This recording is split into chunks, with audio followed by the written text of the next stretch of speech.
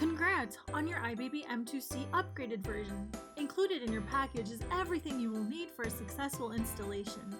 Now, open the iBaby Care app.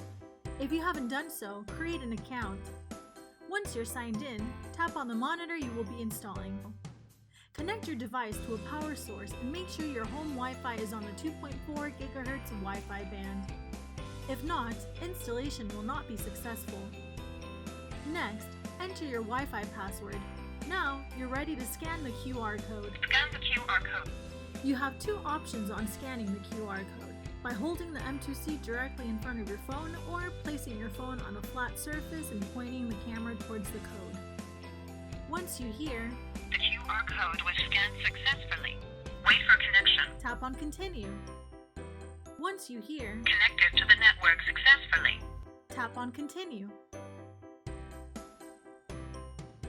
Now, wait until your device connects to your home Wi-Fi and installs. Congrats! You have now quickly and easily installed your iBaby M2C upgraded version. If you have any questions, email our customer support at support@ibabylabs.com.